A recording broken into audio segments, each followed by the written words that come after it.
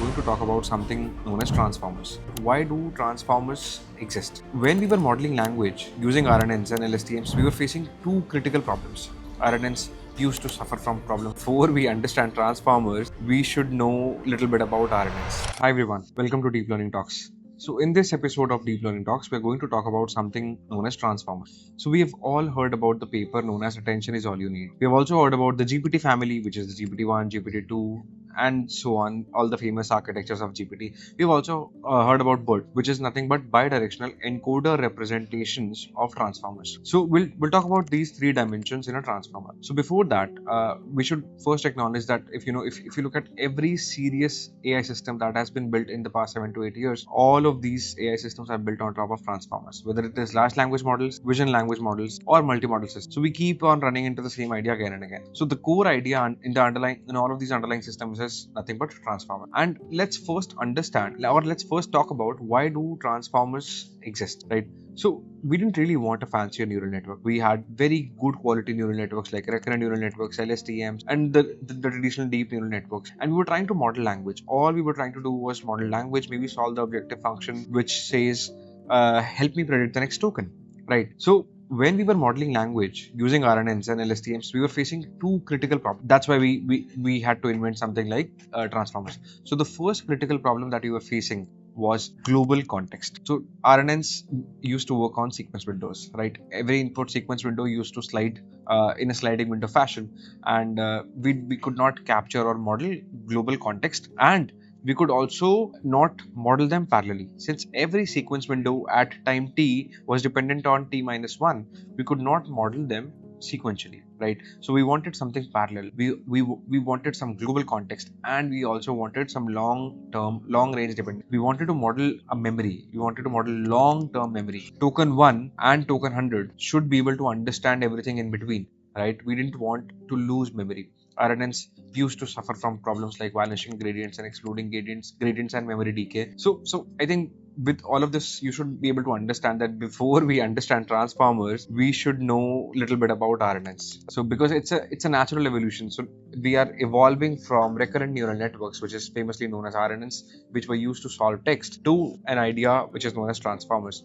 And the core pillar that we will use is Attention is All You Need, the research paper that was introduced in 2017 by a few Google engineers. That paper is now a gold standard to understand different transformer architectures. So that paper basically highlighted the encoder-decoder transformer architecture, but it's a gold standard to learn transformers and the idea of transformer, right?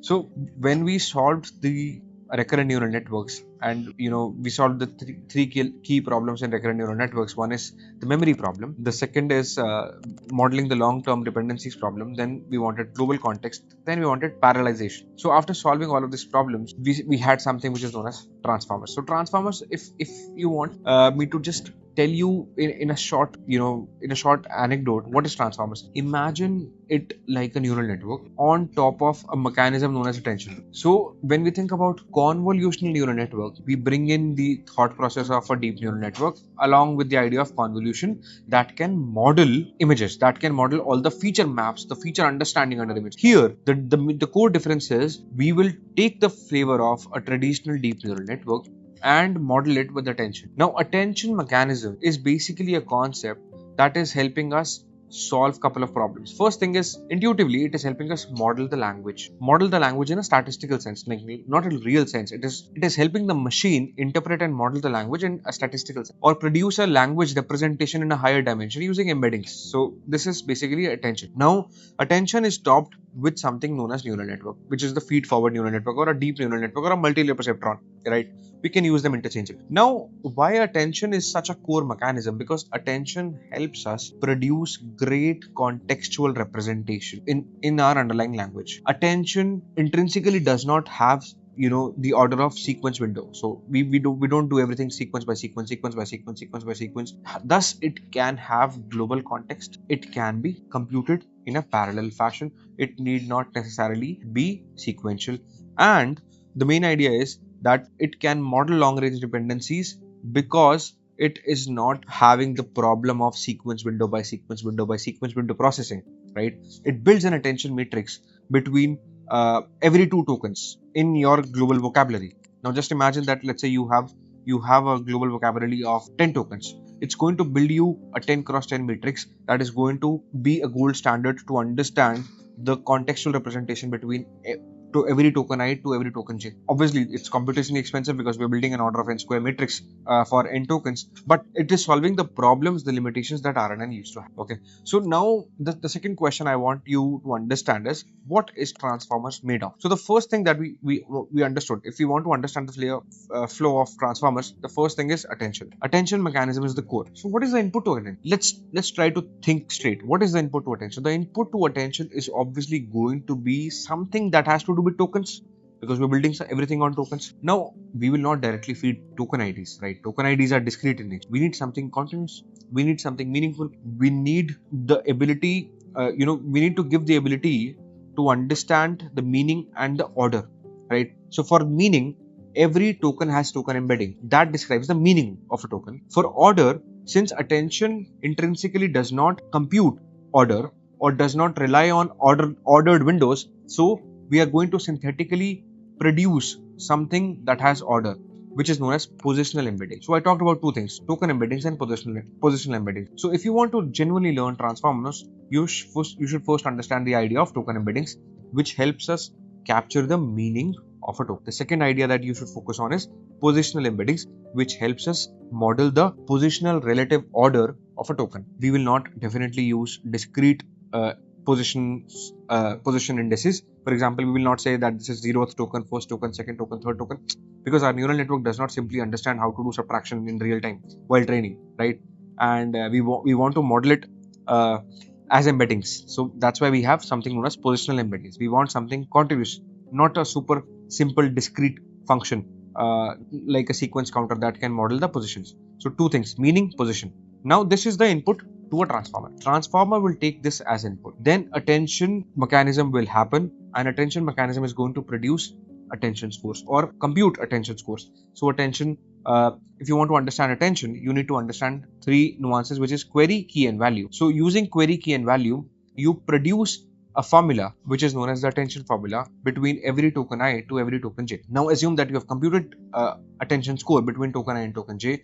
You will store it in an n square matrix, where on the vertical axis you're going to have all the n tokens, on the horizontal axis you're going to have all the n tokens, just like we have in dynamic programming, right? So we build a tabulated matrix of order of n square for an n sized array. Here, for an n sized token sequence, we're going to build an n square attention matrix, right? So this is how we are going to store our attention scores for every token, between every token I to every token j. Now, once attention has happened, do you now understand transformers? No, it's not fully complete. Before we move on to another concept, before we move on to the prediction phase, we need to integrate this attention concept with a feed-forward neural net. Now, attention is nothing but a contextual representation. So, we have produced a representation of the whole language in a higher dimensional coordinate system. A token ID, let's say hello, is modeled as a 512 dimensional array, right, which is an embedding. Now this embedding is a 512 dimensional array. A token ID hello will also have a position, which is also modeled as a 512 dimensional array. Now let's say we add the meaning and position to understand what is the token hello. Now we're going to build attention scores, which is different than embeddings. Obviously it's going to be built on all of these tokens, but it's different than embeddings.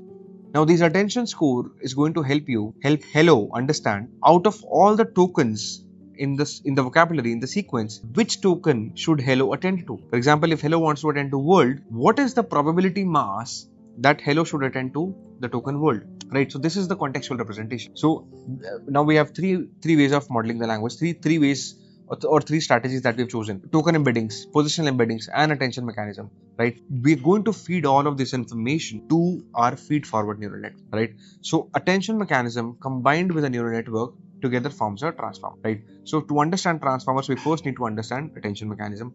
To understand attention mechanism, we need to understand its input, which is the token embeddings and positional embeddings, and we need to understand the nuanced formula of attention, which depends on three variables, which is known as query, key, and value. Then we move on to a feed forward neural network. So if I think about with respect to a deep learning engineer and with respect to other deep neural network, do you think these embeddings are trainable, or are these static embeddings? Obviously these embeddings are trainable, right? So the token embeddings are trainable embedding. They are not static embeddings. I don't produce one shot embedding in a perfect way and use them throughout, right? Now, if I think about positional embeddings, are they trainable? In some research papers, they are trainable. For example, GPT uses trainable positional embeddings, and attention is all you need used static positional embeddings. Now, what about the attention weights? So, what are the attention weights? So, when we use query, key, and value, these are the three variables that you would that you would read about when you're reading about attention. You will be able to understand that query, key, and value are associated with WQ, WK, and WV, which is the weight vector associated with query, the weight vector associated with key, the weight vector associated with value. All of these three are trainable or learnable parameters in this transformer based neural network. Now, one more thing, which is if we are coupling it with a feed-forward neural network or a fully connected neural network or a multi-layer perceptron, all the weights and biases of that feed-forward neural network are going to be trainable too, right? So we have multiple trainable parameters. In case of transformers, it's not as simple as a feed-forward neural network. Now, in between, we also add something which is known as residual, and we also do something known as normalization. So we add an input residual to the output and we normalize. So we normalize everything, which is the scaling and shifting part. So to understand transformers, you first need to understand the attention mechanism. You need to understand feed-forward neural network, and in between there is add residual and layer normalization operation that happens. You also need to understand that, right? Now, building one attention matrix is sometimes enough, sometimes not enough. We have a concept of multi-headed attention. When you build multiple of these attention heads where one head is trying to understand one set of relationship, for example, a relationship between a subject and a noun and an adjective, right? The other head is trying to understand a different relationship, right? So deeper hierarchical contextual representation, deeper hierarchical relationship representation. This is why we need multiple heads. One head, one set of relationship, multiple heads, multiple sets of relationship to understand and help us capture all the nuances in the language. So this is the idea behind multi-headed attention. So you should read and learn about multi-headed attention, self-attention, right? Then you should obviously learn about the feed-forward neural network if you want to understand transformers nicely. Then you should the in-between operation, which is add residual and layer normalization. So this operation happens together. In some architectures, we do pre-layer normalization. What that means is before we feed the input to any sublayer, we normalize. And sometimes what happens is in some architectures, we do it post layer. So what that means is whenever at the output of every sublayer, we do the portion where we add the residual and normalization. So it's known as pre-layer normalization, post-layer normalization. Attention is all you need. If you look at the block diagram, it's going to have the pre-LN format, whereas the GPT family follows the post-LN format. So it differs in the stability of training. So yeah. So we are not going to get into the core implementation details because this deep learning talks is all about discussing the mental models to understand transformers better. How can one use this knowledge from the deep learning talks and go and study transformers in a greater depth? Now, we have understood the subtopics underlying in a transformer. So where does transformer fail? Let's try to answer this question. So I would not directly say where does transformer fail, but what are some of the misconceptions, right, related to transformers? So the first is that attention is assumed as reasoning. Attention is not really reasoning. It's basically information routing. So transformers are nothing but, let's say, a next token predictor. If the objective of my transformer is predicting the next token, transformer is nothing but an internet simulator, assuming that it is trained on the whole internet. And attention is nothing but routing that information so that it can simulate the internet better, right? And the second misconception is transformer understands language completely. So I don't know if they understand language, right? To me, it's that idea is a black box, but I know that they can produce a very good representation of language that helps produce nicer outputs. They help model the statistical structure. They build a representation in a higher dimension that can help us perform the next token prediction, which is our objective function nicely. Now, there's also a huge challenge in scaling attention, right? Because attention, if you think about clearly, it's an order of n square operation, right? So if I increase the length of my sequence on which I'm computing the attention matrix, the scaling becomes poor, right? So it becomes quadratic. It's not linear. It's not logarithmic, right? So long context modeling is genuinely hard. for attention. Right now, if we think about where do the transformers sit in the whole deep learning stack, right? So transformers is built upon obviously the fundamentals of linear algebra, because everything is treated as a matrix here. Then optimization theory, we have standard loss functions, we have standard activation functions. So attention uses softmax activation functions, and we use the binary cross entropy loss here, and we can use the mean squared error loss as well. So we're working on the mental models of representation learning, and we are evolving ourselves from a recurrent neural network. We ourselves are using a neural network internally, right? So it's basically it basically sits on top of the evolution of RNNs, right? So internally it is using almost every concept that you have seen in deep learning, right? Every concept is transitively dependent if you want to implement transformers from scratch, right? Now what all is built on top of transformers? So BERT, which is the bidirectional encoder representation of representations of transformer, that is an encoder only architecture. It's built on transformers. Then the GPT family is a decoder only architecture. It's built on transformers. Then vision transformers is obviously built on transformer, where we treat an image or a patch of an image like a token, not the language as a token. A lot of multi-model models are built on transformers, and all the agents that we see obviously are underlying using a language model that is built on transformers. So transformer is basically not a feature, right? It's a fundamental pillar, fundamental building blocks of all of these famous architectures. So now I think we have discussed all the topics in a greater sequence. That means you should have a practical learning path to learn transformers. So just to reiterate, if I would again learning transformers from scratch, I would start with the idea of attention. Before that, if I would start with the idea of recurrent neural networks. If I don't understand recurrent neural networks, then I would not be able to understand the limitations, and I would not be able to understand the why behind transformers, right? So to understand the why behind transformers, I need to first understand recurrent neural networks. Then I will evolve and I will think about a mental model where I will fit in attention plus feed-forward neural network and fuse it to build a transformer. And don't intimidate yourself with all the fancy keywords like encoder only, decoder only, or encoder decoder. First, just try to understand attention mechanism, right? Once you understand attention mechanism, then understand multi-headed attention, then fuse it with the feed-forward neural network, then understand what are the trainable parameters in a whole transformer architecture, then get into the idea of masking, where you will get to understand the idea of full attention, cross attention, self attention, and what is the difference between a decoder only stack and an encoder only stack, and the encoder decoder, right? So cover transformers with these three dimensions: encoder only stack, which is BERT, right, which is super relevant; decoder only stack, which is the whole GPT family; and encoder decoder stack, which is the attention is all you need. So keep attention is all you need paper as your fundamental pillar, as your origin. Study that, learn all the subtopics that we discussed, and then think about how does GPT-2 differs from the encoder decoder stack. How does BERT differ from the encoder decoder stack, and where do we fuse in transformers to build a vision transformer? So here we are talking about transformers with respect to a language, right? But if transformers can do next token prediction without knowing what token is, what if I change the value of token? I change the definition of token. Token is not coming from a text. What if it's coming from a patch of an image, right?